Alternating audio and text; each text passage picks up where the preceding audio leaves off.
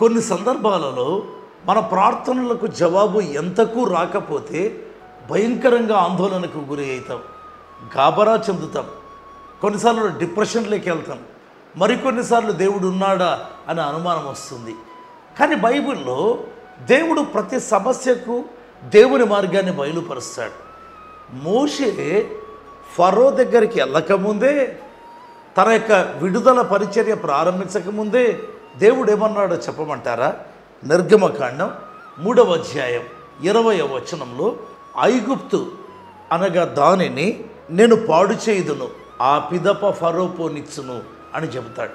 ముందే తన ప్లాన్, జరగబోయేది ఏదో చెప్పాడు.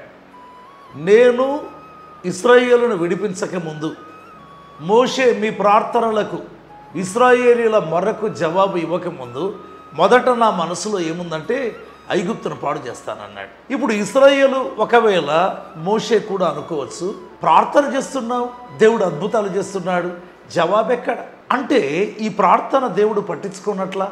కాదండి, ప్రార్థన వింటున్నాడు.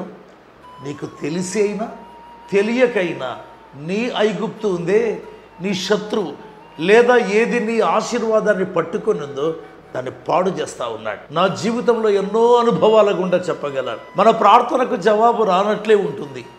అయితే నీ సమస్యకు కారణమైన ఫోర్సెస్ దేవుడు పాడు చేస్తూ ఉంటాడు.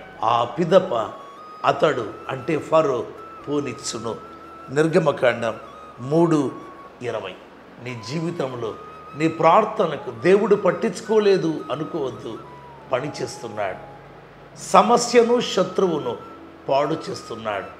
ఆ పిదప నీ జవాబు నీకు వస్తుంది. ఫరో పోనిచ్చును. దేవుడు నీతో మాట్లాడుగాక.